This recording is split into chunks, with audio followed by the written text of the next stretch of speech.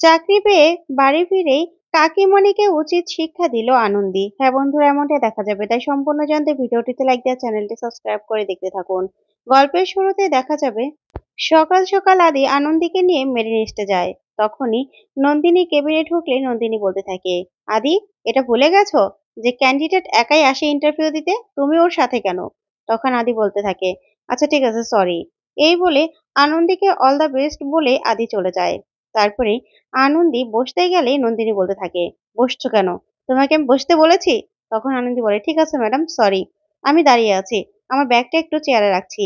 এই বলে আনন্দী দাঁড়িয়ে পড়ে। তখনই নার্সের যে হেড, সে চলে আসে। আসলেই নন্দিনী তাকে বলতে থাকে আনন্দীর ইন্টারভিউ নিতে। ঠিক তখনই সেই নার্স আনন্দীকে এক একটা করে প্রশ্ন করতে থাকে। ওইদিকে নন্দিনী মনে মনে বলতে থাকে, ব্যাস, একটা শুধু প্রশ্নের ভুল উত্তর দিলেই হলো, তাহলে এই মেডিনেস থেকে একদম ঘাড় ধাক্কা দিয়ে বের করে দেব। শখ হয়েছে না? চাকরি করবে। ওইদিকে আনন্দী নার্সের করা প্রতিটা প্রশ্নের উত্তর খুব সুন্দর করে দিতে থাকে। তখনই নার্স আনন্দীকে জিজ্ঞাসা করতে থাকে, আচ্ছা আপনি একটা হার্টের পেশেন্টকে কি করে চিকিৎসা করবেন? তখনই আনন্দী সাথে সাথে আদিকে ফোন করে। তখনই আদির ফোনটা কাকাই রিসিভ করলে আনন্দী কাকার থেকে সেই চিকিৎসার প্রসেসটা জেনে নেয়।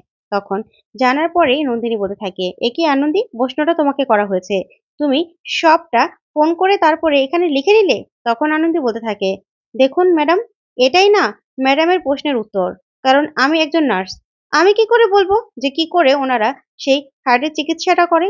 সেজন্য তো পুরো প্রসেসটা আমি জেনে নিলাম। আগে জেনে নিলাম, তারপরে রুগীকে এবং রুগীর বাড়ির লোককে আমি ভালো করে বুঝিয়ে দিতে পারবো। কি ঠিক বলেছি তো ম্যাডাম? তখনই সেই নার্সটা খুশি হয়ে যায়। তারপরে আনন্দী তার প্রতিটা প্রশ্নের উত্তর সুন্দরভাবে দিলে নার্সটা একদম ইমপ্রেস হয়ে যায় আনন্দীর কথায়, আর মনে মনে বলতে থাকে, যাক, এই মেয়েটা মন থেকে কাজ করতে চায়, এখানে আসলে ভালোই হবে। আর আমাদেরও কাজের চাপ অনেকটা কমে যাবে। বাচ্চাদের দিকে আমাদের আর মন দিতেই হবে না। এই বলেই নার্সটা চুপ করে দাঁড়িয়ে থাকে। ওইদিকে আনন্দী যখনই কথা বলতে থাকে তখন বলতে থাকে, আসলে আমি তো চাই সবার মনের খবর রাখতে। সবার আগে মনটাকে ভালো করতে হবে, তারপরে তার শরীরের খবর নিতে হবে। ওইদিকে দেখা যাবে ঠাম্মি আদিকে ফোন করে। তখন আদিকে জিজ্ঞাসা করে, আমার নাতবউ কোথায়, তার চাকরিটা হলো? তখন আদি বলতে থাকে, ঠাম্মি, আমি তো এখনো জানি না, ও তো এখনো নন্দিনী ম্যাডামের কেবিনে আছে, ওর ইন্টারভিউ চলছে, আমি তো বাইরে দাঁড়িয়ে আছি। তখন ঠাম্মি বলতে থাকে, কি এত মরার প্রশ্ন করছে শুনি? আমার নাতবউকে তাড়াতাড়ি করে চাকরিটা দিয়ে দেবে তা নয়, সে কিনা এখনো নন্দিনীর কেবিনে আছে। ওই দিক থেকে আনন্দী কথা বলার সময় কিছু একটা নন্দিনী টেবিল থেকে পড়ে গেলে আদি শব্দ শুনে তাড়াতাড়ি করে ছুটে আসে। তখন আনন্দী বলতে থাকে, স্যার আপনি কি ভেবেছেন আমি মারামারি শুরু করে দিয়েছি? তখন আদি বলতে থাকে, সেরকমটাই তো ভেবেছিলাম। তারপরেই নন্দিনী বলতে থাকে, এবার ইন্টারভিউ শেষ। তখন আনন্দী সেই নার্সকে বলতে থাকে, ম্যাডাম আমার রেজাল্ট? তখন তখন নন্দিনী চুপ হয়ে যায় আর ওই নার্সটা বলে, তুমি থাকো, তোমার মতো একটা নার্সই দরকার, এই মেডিনিস্টে তোমার দরকার আছে। তখন এই কথা বললেই নন্দিনী পুরো জব্দ হয়ে যায়। তারপরেই আদি আর আনন্দী খুব খুশি হয়ে যায়। তখন আনন্দী বলতে থাকে, স্যার আমি পেরেছি স্যার। তখন আদির কাকাইকে আনন্দী প্রণাম করে। তখন আদির কাকাই বলতে থাকে, আমি জানতাম আনন্দী তুমি পারবে, তুমি পারবে। তারপর সে নার্সটা বলতে থাকে, আপনি বাইরে যান, আপনাকে অ্যাপয়েন্টমেন্ট লেটারটা একটু পরে দেওয়া হবে। তারপরে দেখা যাবে নন্দিনী মনে মনে খুব রেগে যায়।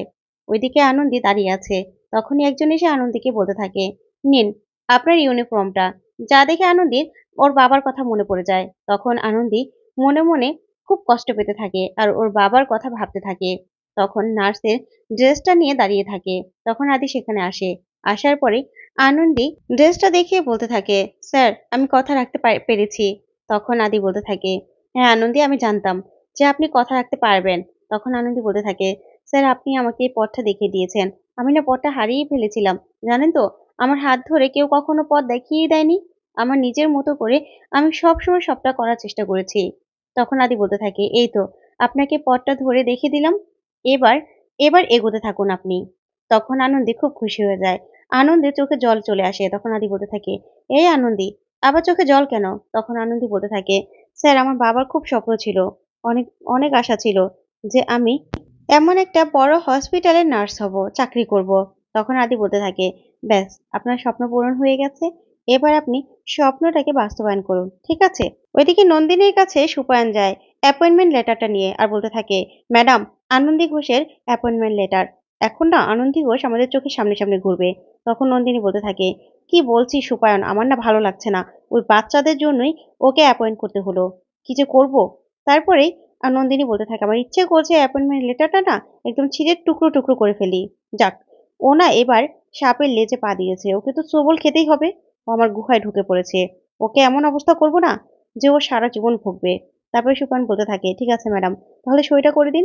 তারপরে সইটা করে দিলেই আনন্দীকে অ্যাপয়েন্টমেন্ট লেটারটা দিয়ে দেয়। তারপরে আনন্দী আর আদি বাড়িতে যায়।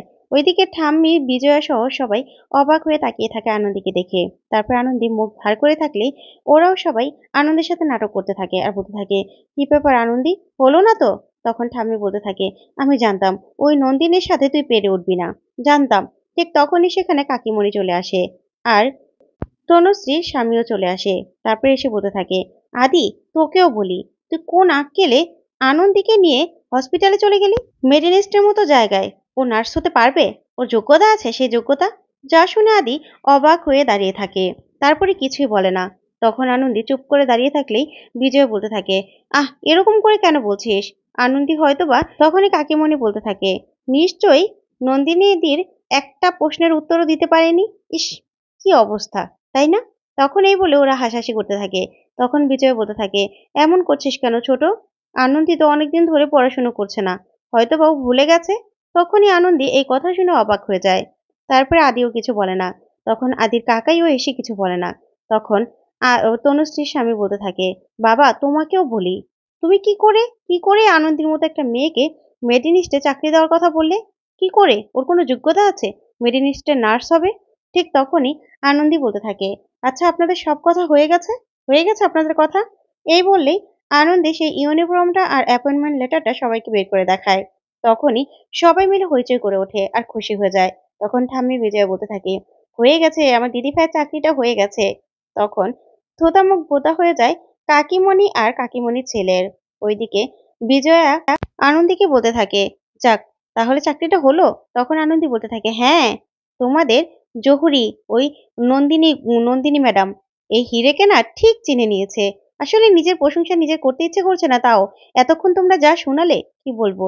আর ঠাম্মি আর মা, তোমরা ভাবলে যে আমি চাকরিটা পাইনি আর আমি সব ভুলে গেছি?